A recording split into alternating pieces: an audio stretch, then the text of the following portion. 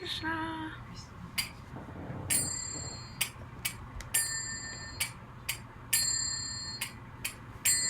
Jaya Radha Madhava Jaya Kunja Bihari Jaya Radha Madhava Jaya Kunja Bihari Gopi Jana Vallabha Jaya Giridharadhari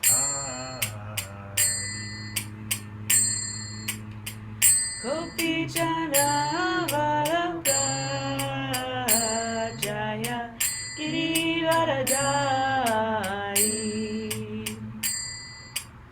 Yashodanandana Braja Janaranjana Yashodanandana Vrajajambaranjana Yashodanandana Braja Janaranjana Yashodanandana Vrajajambaranjana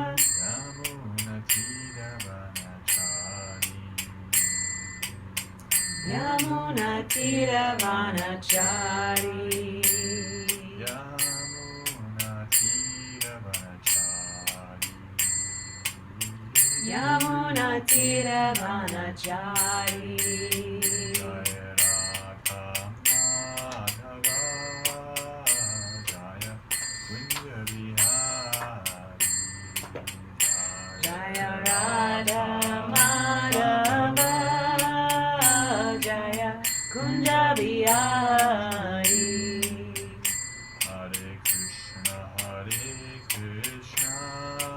Krishna Krishna Hare Hare Hare Rama Rama Hare Hare Hare Krishna Krishna Krishna Hare Hare Hare Rama Rama Rama Hare Hare Hare Krishna Krishna Krishna Hare Hare Hare Rama Rama Hare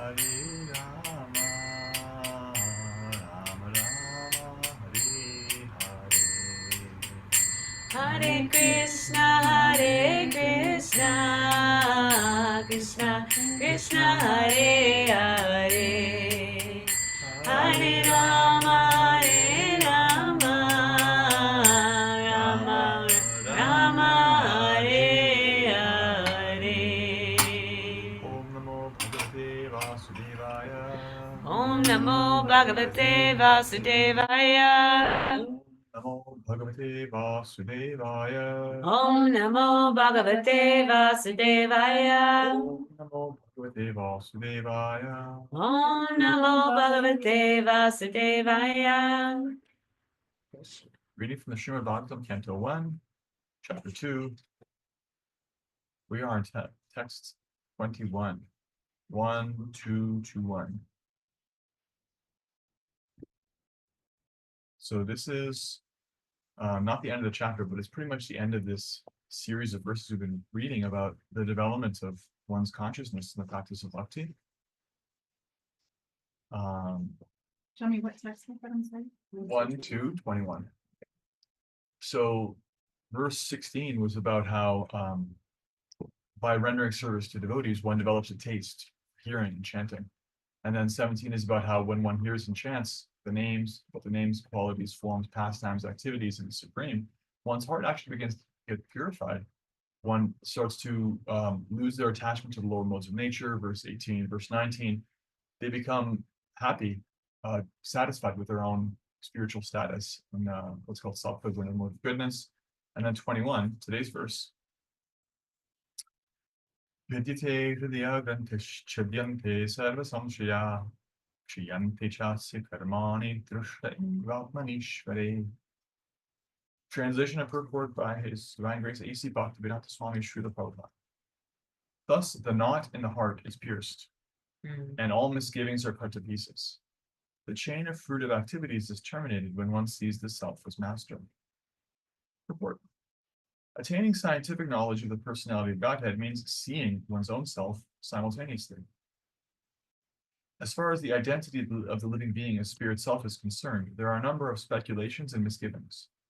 The materialist does not believe in the existence of the spirit self, and empiric philosophers believe in the impersonal feature of the whole spirit without individuality of the living beings. But the transcendentalists affirm that the soul and the supersoul are two different identities, qualitatively one but quantitatively different. There are many other theories, but all these different speculations are at once cleared off as soon as Sri Krishna is realized in truth by the process of Bhakti Yoga. Sri Krishna is like the sun, and the materialistic speculations about the absolute truth are like the darkest midnight. As soon as the Krishna sun is arisen within one's heart, the darkness of materialistic speculations about the absolute truth and the living beings is at once cleared off. In the presence of the sun, the darkness cannot stand, and the relative truths that were hidden within the dense darkness of ignorance become clearly manifested by the mercy of Krishna, who is residing in everyone's heart as the Supersoul. In the Bhagavad Gita 10.11, the Lord says that in order to show special favor to his pure devotees, he personally eradicates the dense darkness of all misgivings by switching on the light of pure knowledge within the heart of a devotee. Therefore, because of the personality of Godhead's taking charge of illuminating the heart of his devotee, certainly a devotee engaged in a service in transcendental love cannot remain in darkness. He comes to know everything of the absolute and the relative truths. The devotee cannot remain in darkness, and because a devotee is enlightened by the personality of Godhead, his knowledge is certainly perfect. This is not the case for those who speculate on the absolute truth by dint of their own limited power of approach. Perfect knowledge is called parampara, or deductive knowledge coming down from the authority to the submissive oral receiver, oral AU, the ear, who is bona fide by service and by surrender. One cannot challenge the authority of the Supreme and know him also at the same time. He reserves the right of not being exposed to such a challenging spirit of an insignificant spark of the whole, a spark subjected to the control of illusory energy. The devotees are submissive, and therefore the transcendental knowledge descends from the personality of Godhead to Brahman, from Brahman to his sons and disciples in succession. This process is helped by the Supersoul within such devotees. That is the perfect way of learning transcendental knowledge. This enlightenment perfectly enables the devotee to distinguish spirit from matter, because the knot of spirit and matter is untied by the Lord. This knot is called ahankara, and it falsely obliges the living being to become identified with matter. As soon as this knot is loosened, therefore, all the clouds of doubt are at once cleared off. One sees his master and fully engages himself in the transcendental loving service of the Lord, making a full termination of the chain of fruitive action.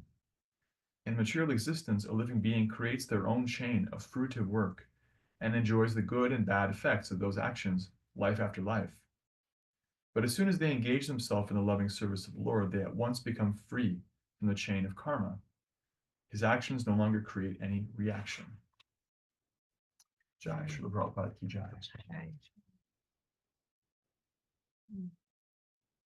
Om Jnana Timirandhasya Jnananjana Shalakaya Chakshurmilitam Yena Tasmai Shri Gurave Namah. That's a Sanskrit mantra that means, I was born in the darkness of ignorance, and my spiritual teachers opened my eyes with the torchlight of knowledge. I offer my respectful obeisance to them. Jai Shri Krishna Chaitanya Prabhu Nityananda Shri Advaita Gadadhara Srivasadi Gaura Bhaktavinda. It's a mantra to Lord Chaitanya and his four associates who propagated the chanting of Hare Krishna in a non-sectarian way, any of the Lord's names, as a process for purifying the heart about 500 years ago. Hare Krishna, Krishna Krishna, Hare Hare, Hare Rama, Rama Rama, Hare Hare. Hare Krishna. So this verse is talking about self-realization, recognizing our own identity beyond matter. In the material sphere, that realm, because we have a dual existence. We have a material identity and we have a spiritual identity. And just like you can have dual citizenship. So we have material identity. Somebody can ask you, who are you? And In the limited sense, that question has to do with what is your gender? What is your race? What is your cultural or national identity? What language do you speak? What is your occupation? What is your height, weight? What position do you play on the football team? You know, these kinds of things. They're roles, and there are answers around that, and those answers are relative. They're relative to the body, they're relative to our family, to our upbringing, to our conditioning, to our point of view. They're relative to when somebody asks us, because the answer can change. And the same question has a different perspective spiritually. Who are we? Because actually, those relative truths are there, and they're true for some time, and they're not true, and they change. And from the higher point of view, the answer, who am I, is actually not relative. The answer is always the same. We're spiritual beings, and that the truth of what that is. What is a spiritual being? What is the part? What is the whole? This is what this purport is talking about. As one advances in the process of connecting to the Supreme, especially as Prabhupada points out, when that process is not directed merely by one's own power of intellect or intelligence, that I'm going to figure out, God and the Supreme and myself, but rather when it's mediated by one's intelligence, but it's in a mode of submission, of trying to receive. It's like, okay, well, this is bigger than me. I can't figure it out on my own. These are really the biggest questions that humanity has ever come up with. Who am I? What is my source? Where does everything come from? And Bhakti Yoga means the process of receiving that knowledge and realizing it for oneself. Prabhupada starts the purport by saying, attaining scientific knowledge of the personality of Godhead means seeing one's own self simultaneously. And in the shorthand, scientific is a term he uses to translate the Sanskrit word vijnana. Jnana means to know something. Jnana means just to know it theoretically. For example, one may know that the capital of Japan is Tokyo. Have you ever been to Tokyo? No. I've never been to Tokyo I in have. Japan. You have? Okay, Yeah. so you may realize that there's a place called Tokyo, Japan, and that's Vijnana. And that's different than just knowing it. And so the two words are different in Sanskrit, although related. So the scientific knowledge means knowledge that's not just in a book, or you may even theoretically accept that knowledge. If you theoretically accept knowledge, you can have a belief system around it. You can have an idea. It can even be correct. But until one has realized it for oneself, there's still a difference. Just like there's a difference between knowing there's such a place as Japan and Tokyo and actually walking the streets of Tokyo.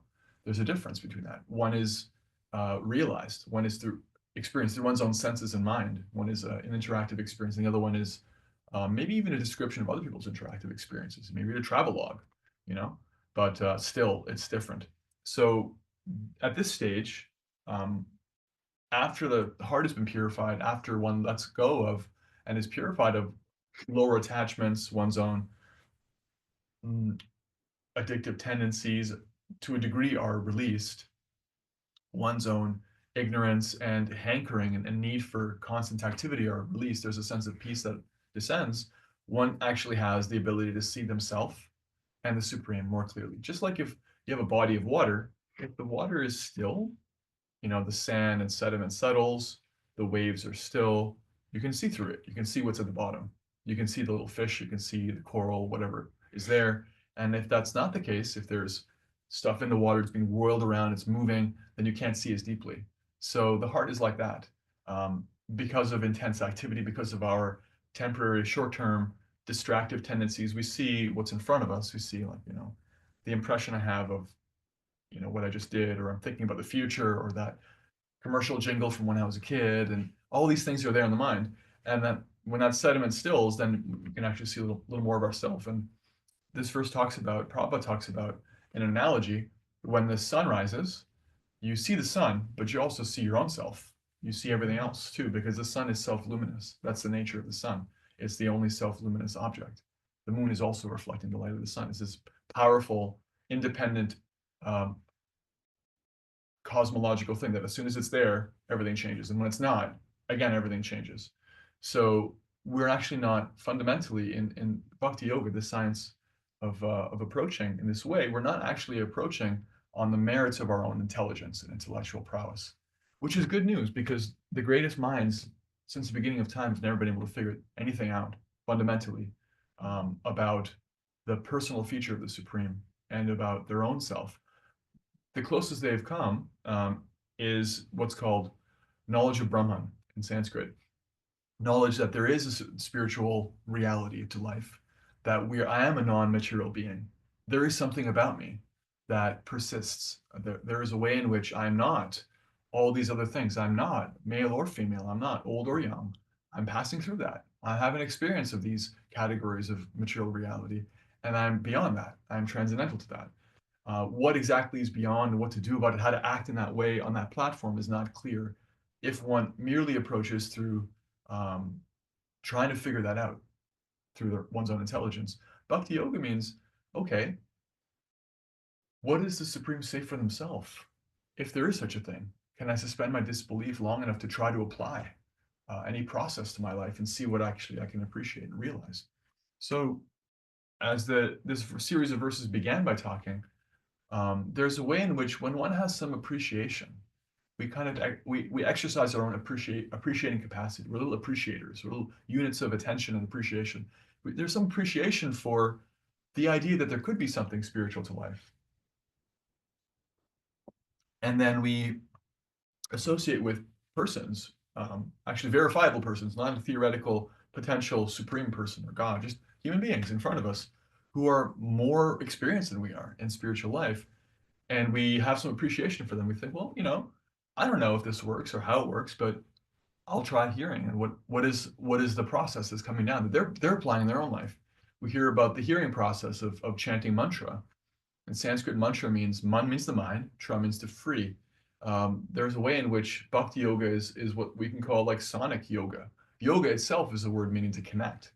So other processes of yoga connection in other ages had more to do with sitting very still with the body, having intense training to be able to tolerate the dualities of hot and cold, wet and dry, whatever, and just sit still and purify the mind through a more trained process of being able to do that, involving like strict celibacy, solitude, living in isolation from others, potentially for many years at a time. Things that are not practical, it's described.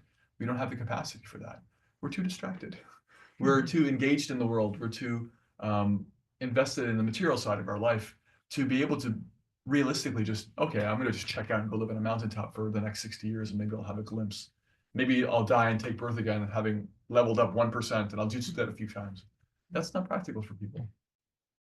So the primary process of bhakti yoga, the reason we're called, in slang, just Hare Krishna people, Hare Krishnas, is because we chant the Hare Krishna mantra and other mantras of transcendental sound, which means we're sitting still as much as we can and creating sacred space as much as possible to be able to just direct our ears and our hearing capacity and our mind to receive and to experience what happens when we do that. And so what we did today and what we're doing right now also by hearing the Bhagavatam and discussing is that very process where we try and come in touch with some spiritual sound vibration. And we appreciate that, okay, there's a lot of theoretical knowledge about that. The Bhagavatam talks about it, Bhagavad Gita, the most famous book of Indian spiritual knowledge, a book that Dr. Martin Luther King and Einstein and Gandhi and the Beatles and so many people read and appreciated. It talks about it, it's all over the Bhagavad Gita. And rather than, or in addition to having it just be like a interesting, brain candy, like that's cool. I can see how Henry David Thoreau and Martin Luther King were inspired by this. There's that, and there's also like, well, what happens if I try to practice hearing and chanting spiritual sound? What does that do to my own heart? Does that change my perspective? And this verse is talking about when one comes to that point of the heart becomes purified enough, one actually starts to realize who they are, because that Krishna sun arises in the heart. They can actually see the supreme source to an extent that they can also realize their own self. This is what's called in Sanskrit as moksha, liberation, freedom from actual material identity. And when that realization is persistent and it's not just like a flash here and a flash there, one is said to be mukti, was said to be liberated from the material conception. And that means that they'll continue on with their material life, continue on with paying the bills, going to the grocery store, and seeing their body age and change, and other people's and society age and change and evolve and what have you, and they don't identify with it. They identify internally because they're regularly connecting to source. They have that vision. And Prabhupada, he paraphrases the 10th chapter of Bhagavad Gita, where in verse 10, Krishna says, Tesham satata yuktanam pachitam pritipurvakam. To those who are actually trying to be steady, who regularly practice bhakti yoga, then Didami Buddhi Yogam Tangena Mam Upayantite. I give them the intelligence to understand the means how to come to me.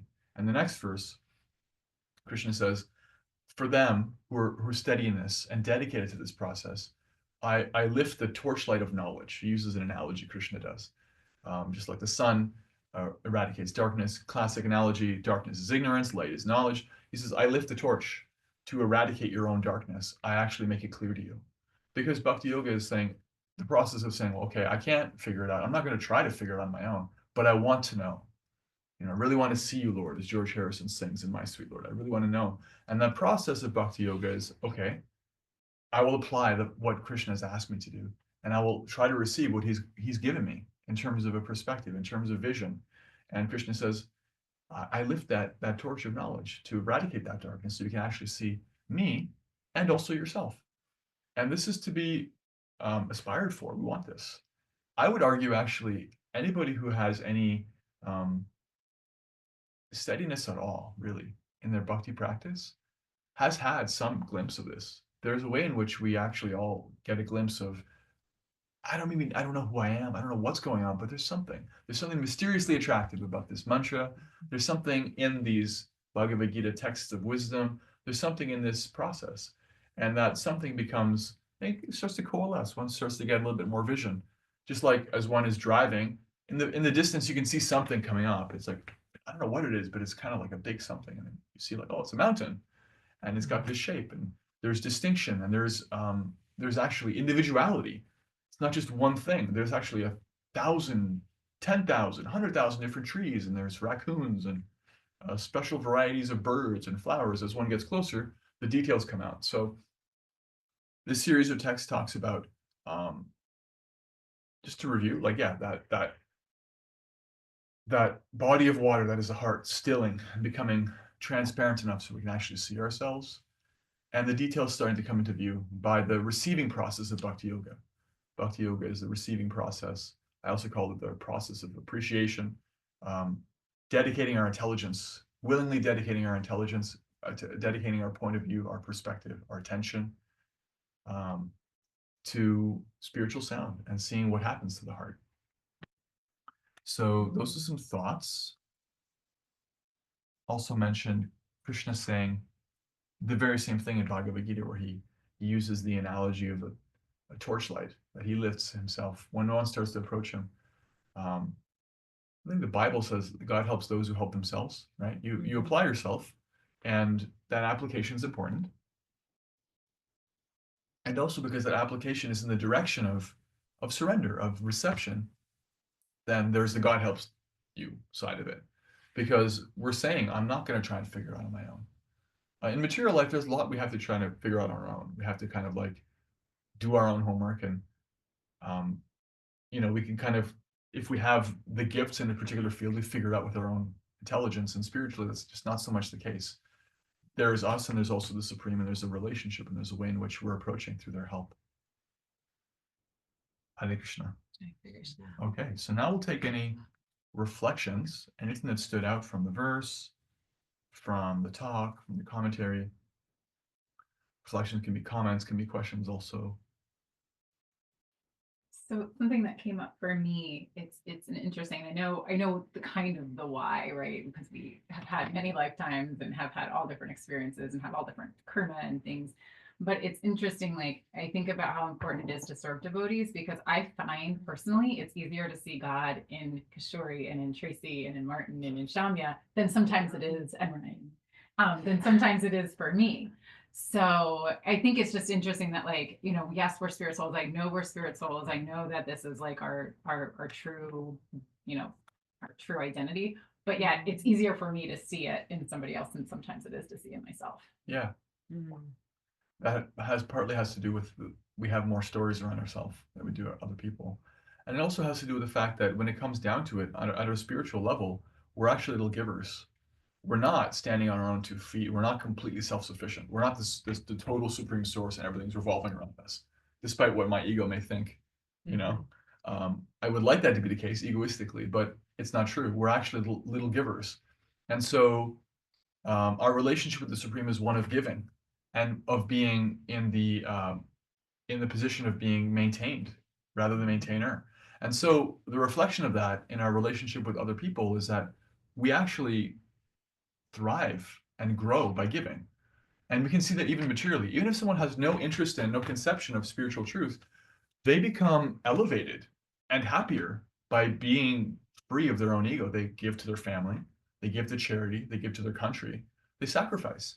There's a way in which the heart becomes gladdened by that because that's our nature. We're actually little givers. We have to dedicate ourselves to some higher truth, even if it's just the local sports team or people who share our last name or whatever. We have to do that. Only the person who is completely um, captured by their own ego is like won't even give to any of those things. And even a materialist would look down on such a person as being, they're missing the point. So our spiritual lessons are learned by applying the giving process to other devotees, especially to begin with, and then ultimately to all living beings, seeing that spark of divinity in them. Um, and it's that active process that helps the realization become actually fleshed out, because it isn't just a thing of like, yeah, I can see I'm not, I'm not matter. Actually, I am part and parcel. It's not just a knowing; it's also a doing, and a feeling, and that arises through putting into practice. Well, if that's true, if I am part and parcel of the Supreme, if I'm not a material being, and we're all actually like that, then how do I deal with other people? What is the way in which I should deal with them? How do I deal with those who are more spiritually advanced than myself, those who are less spiritually advanced, and my peers? And when one starts to practice that, then it's as you, yeah, like you're pointing out, that's a really that's where a lot of the juice is. It's not just about me and it's just me and God, me and the source. Actually, it's described. That's what's called Kanishta Bhakti. Um, Very beginner form of devotion is to have this sense of like there's me and there's the supreme, but this almost tunnel vision where we don't appreciate other living entities. And a really easy way to understand that is fanaticism. It's like there's the chosen people maybe, but definitely I'm like a chosen person, and I'm like, I'm good and I'm saved.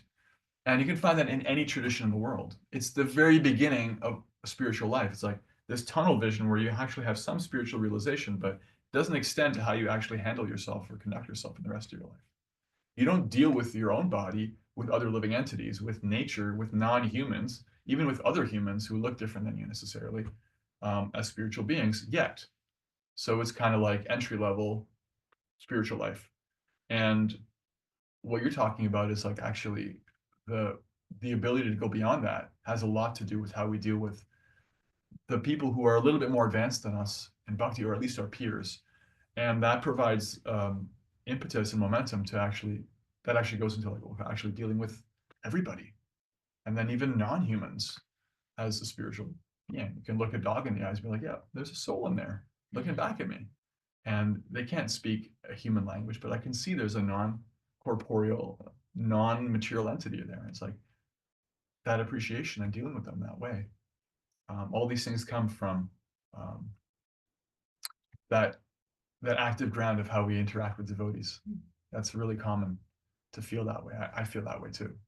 When I'm on my own, uh, without association of other like-minded spiritual aspirants, it's very difficult. What seemed very easy becomes very difficult. It's very easy to forget. My steadiness in practice becomes very challenged. So that association of like-minded, sincere spiritual practitioners is so valuable. Always. It's always so valuable and such a gift. Thank you. More comments, reflections? I Samantha appreciate was it. asking what we're reading from. That's Yeah, she's not Srimad on Bhagavatam here. 1. Yeah, she's not here. 1-2-21. Yeah. Oh, yeah. Okay, I thought she was asking this morning when we were singing the prayers, but you're right. It was at 6:25. Oh yeah. No, 6:25 is different. That was No, 6:25 a.m. yeah, we started this class at 6:45. Oh yeah. 6:25 Japa was, affirmation. Okay. Yeah, this little booklet called the Japa Affirmations. Almost reach it. We've read through a few times by Mahatma Das. It's a really nice little booklet. A few chapters giving meditations and perspectives, especially on our own, what's called japa, personal practice of chanting, mantra. So we experienced in the morning program chanting together, kirtan, then chanting on our own. Both are important. Yeah, more comments, questions, reflections? When you were speaking about once the hankering has passed, or like our distraction tendencies, then there can be we can feel peace, and then that's when spiritual knowledge descends. And I often use this analogy in yoga asana classes, how we're like a mason jar with water and sand in it, and we're like, it's been shaken up all day long, or when we sit for our practice, whatever that is, the water can settle and the sand can clear, or Yeah. the sand can settle and the water can clear. And so I was having that visualization when you were sharing that. And as Prabhupada said in the purport, in the presence of the sun, the darkness cannot stand, and the relative truths that were hidden within the dense darkness of ignorance become clearly manifested by the mercy of Krishna, who is residing in everyone's heart as the super soul. And I was thinking of how, okay, when the sun comes, okay, things can settle. You can have realization and receive that. And that Krishna's mercy, it doesn't always come in that way of like, Shanti. It's like mercy comes of like, sometimes you're getting rocked in the ocean and you're realizing, oh, I'm not this, or I'm not that, or that relationship isn't working. And that is really difficult. And so that purification, isn't always isn't usually peaceful, let's say. But with that comes more clarity of what is true. Yeah. Whether that's true in between spiritual material world, what matters to you, what's important, and also who you are and who you are not. Thank you. Yeah. The mason jar with sand in it and water. It's like a pond. Mhm. You gotta give the example of a pond. And we can see that kind of playing out in today's culture. We're very, 21st century developed world. We're really good at doing stuff and being active. Yeah. And, like do we have a great lot stuff. of, we've created amazing technologies to support, like, just you can have knowledge at your fingertips. We have the ability to travel practically anywhere. Moon. There's a lot of distraction. There's unlimited distraction. You can, even if you're like into just gathering knowledge, you could just go on Wikipedia and never get through 2% of it your whole life. We have unlimited things to do. And what I consistently find is that people who try to just do that for long enough eventually start to realize that I'm not satisfied, and I want more stillness. I want more peace. I want like a higher perspective. Maybe I don't want like a belief system or like some formal religious thing, but I want some spiritual thing. I want some way in which I can realize peace, because it's not coming from just running around like actively crazy, busy, and doing all that stuff that, the main message of our culture is telling us to do. So I was thinking of that. Mm. And you gave that sand and water analogy. And yeah, the really cool thing about practicing bhakti too is that even if you're not peaceful yet, although we want to be, because that's what's going to help us to realize these things, just practicing bhakti alone helps us get there. We may be very attached. We may be very frenetic and active, or kind of like passive and sluggish, and that whatever mode we're in, whatever attachments we have, practicing bhakti helps us to release them and come to a stage where we can realize ourselves. And yeah, sometimes it's not easy, but that has to do with our attachment. Like we may be in a toxic relationship of some kind, and everyone knows about us. Oh, you got to get out of that. It's not helping you. But we can be attached to it. We can have a toxic relationship with food, or with an activity, or a person, or an idea. And to the extent that we're like gung-ho about that relationship, to that extent, when it actually the rug gets pulled out from under us, it may be painful. but it's also completely necessary because we're never going to get happy as long as we're in that weird toxic relationship. So there's also this thing of like letting go of that which doesn't work for us, and sometimes that's painful, and sometimes it's confusing, and sometimes it's like, why me?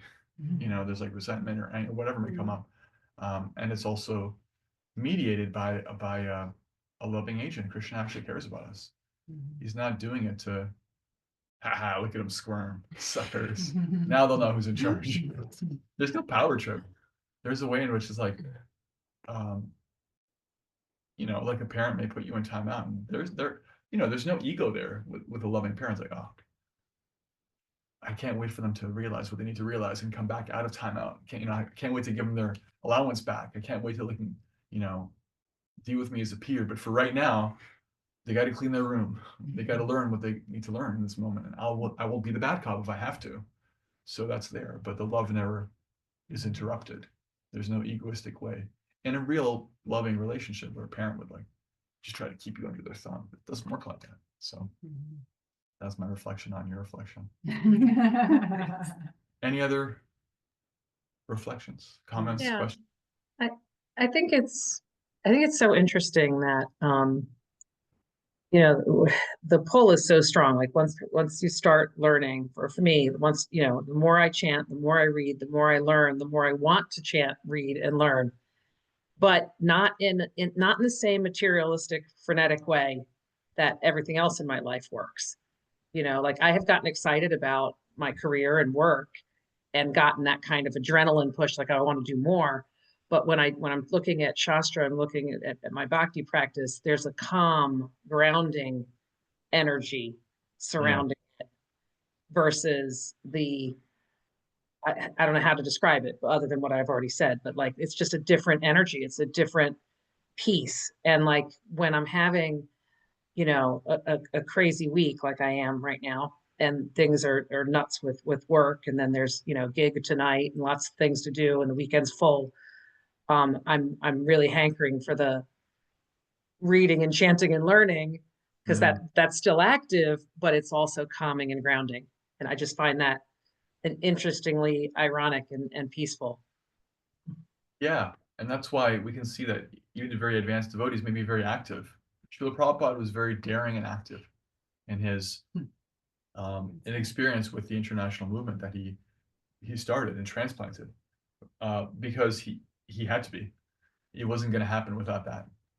And it was also completely for Guru and Krishna.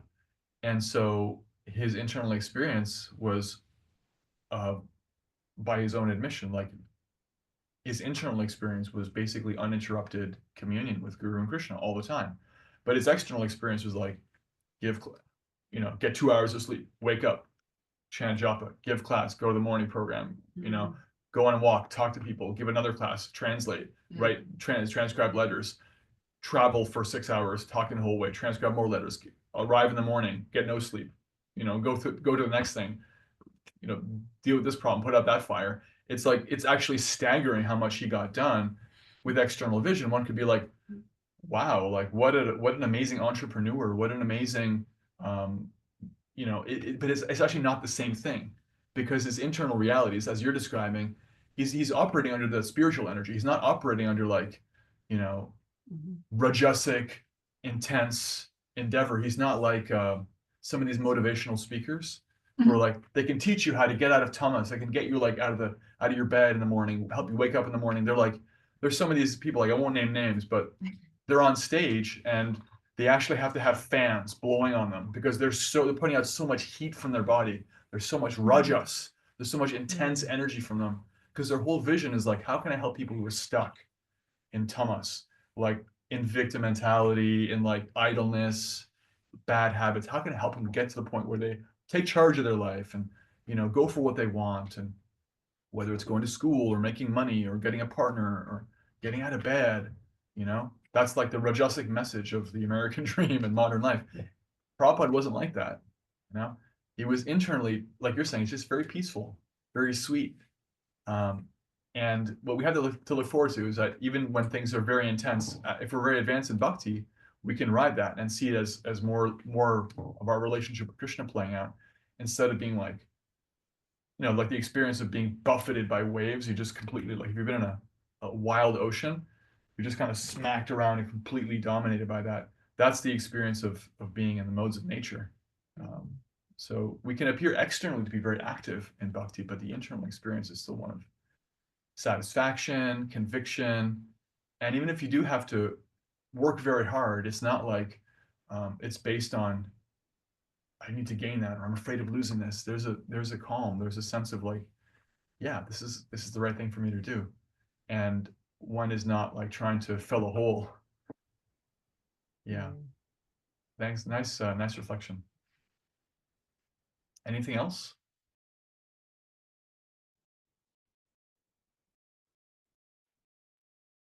Here. Let's get at least one more reflection. One thing that stood out. I'm thinking about like the busyness you're talking about, and then like I think about like I always had this like hypothetical in the future when I'm older, then I'll be still and calm and stuff. And then I look at like all the older people in my life, and they're more chaotic and more like have more energy than I have now. And I'm like, am I really gonna slow down when I'm older? Like everyone in my family, my grandpa's 89. Every morning gets up at 5 a.m. goes to his farm chores. Like he has not stopped working. He's always doing something. So it's like been this nice reminder today that like the things we do, you just have to dovetail it, right? Like the energy you just need to bring consciousness, God consciousness to the thing you're doing, because there isn't this hypothetical where I'm going to become sadhu and I'm just going to sit and be still on the top of the mountain. Like it's everyone in my family, and I have that gene as well, is going to be doing something when we're 88 and 90. Like it's not gonna.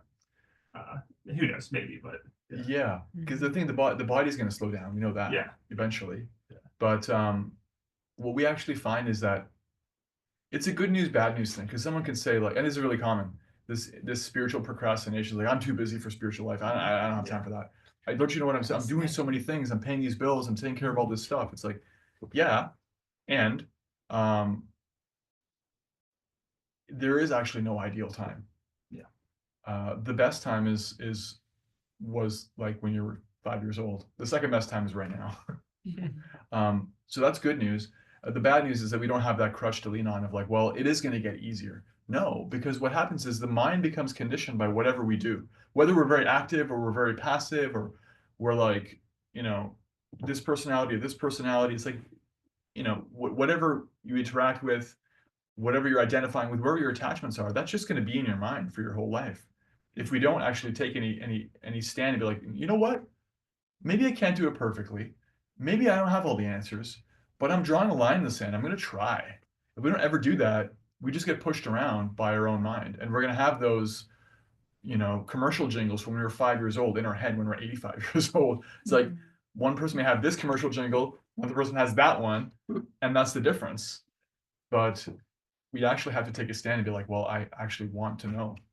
And maybe there isn't going to be a perfect time to ask. And I am like in the dark to some extent. And it is kind of scary and all that. But if we just try, it ends up being very practical ultimately and necessary. Because I would argue there's not really any satisfaction in spending a whole life without, even Socrates said that unexamined life is not worth living. It's the basic principles. Like at some point we have to put everything on hold and be like, well, can I even have a few minutes for this every day? Can I make this any kind of priority at all? And unfortunately, our society has made it so that it's considered very uncool, unnatural to do that. And Bhagavatam, Bhagavad Gita, the experience of spiritual practitioners in every tradition is that it's completely natural and necessary, and it offers something that nothing else can really offer.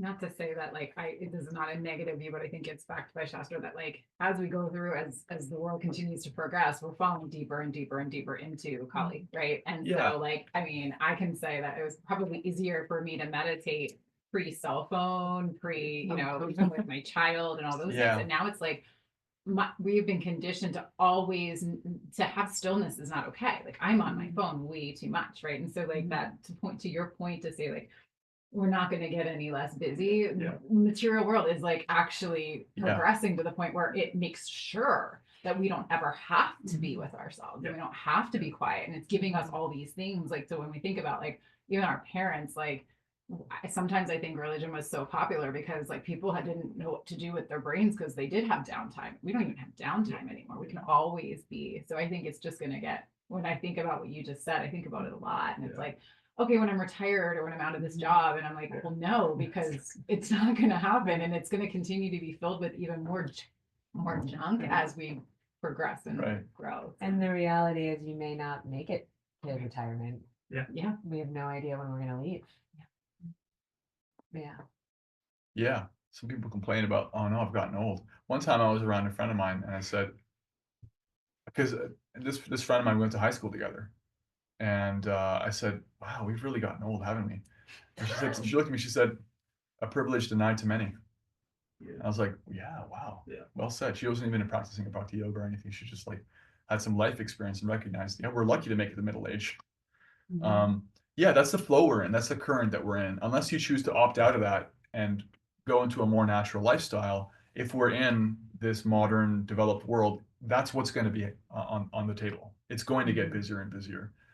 People are absolutely facilitated in not having to sit with their own feelings, not having to sit and look at who they are or what their issues are, what to speak of higher truth. It's like, no, here's the latest gadget. Here's the newest video game. Here's the iPhone 7,000 million. Here's, here's AI that can give you like an artificial glimpse of some imagined reality in the most developed way for you. Here's whatever, distraction you want. You want this flavor distraction of that, this flavor distraction. We have everything for you. We're very good at that. So if you're in water and it's pushing you this way, if you just try to stand still, you're still going to go this way. You actually have to make an effort to go the other way. You actually have to take a stand. If we're in this developed world, we're in this particular culture, we're going to look like we're fighting or struggling or trying to be spiritual, even just to stand still. What to speak of make progress? Somebody who's completely bought into the whole mentality, the whole thing, they can look at us and be like, well, that's so weird. Why are you doing that? But that's just relative to their own, like, choosing to like surrender to the currents and go with it, If you've looked downstream and you see where it goes and you're not happy with that, you have to make an effort. And maybe we're not qualified to step out of that current yet. We're not qualified to be like, okay, you know what? I'm going to get off the grid. Maybe you can't do that completely. Maybe you can try. You can like turn off your cell phone and tell your boss, listen, when I'm off work, I'm not actually available. And that's just the way it's going to be. I'm not going to accept the idea that I have to be on call all the time or whatever. Your friends and family can just meet you face to face like we used to do. And you can try to do that, but it's also, we're in that culture, we're in that surrounding. And so we may as well start now to try to carve out something of value for ourselves.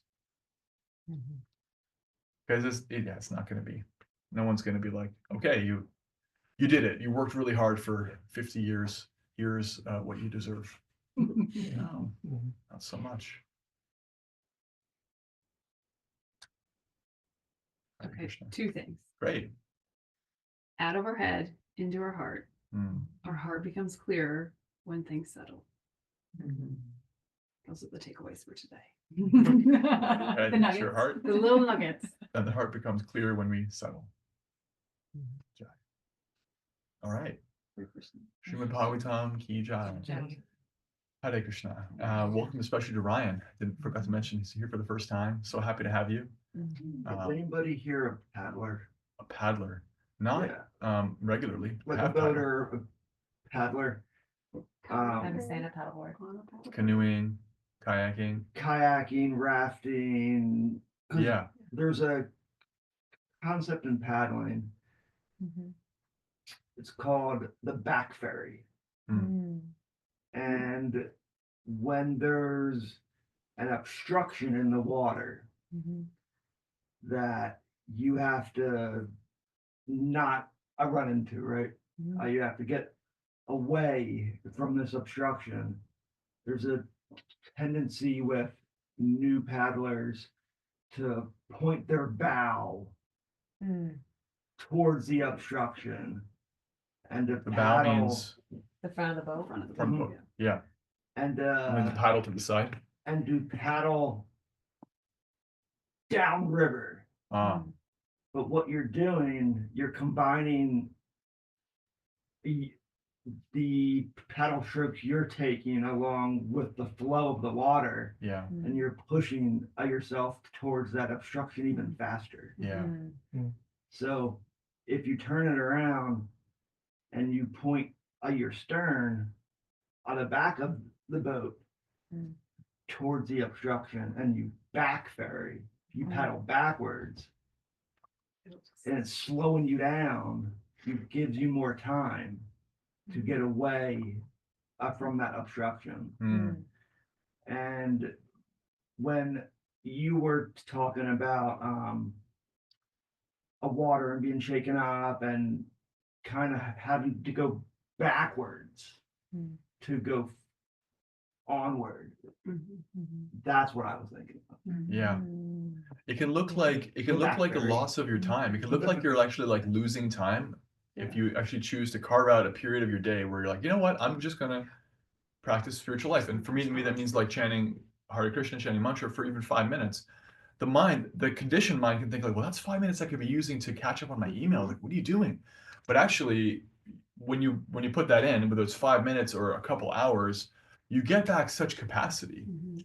that you can't calculate.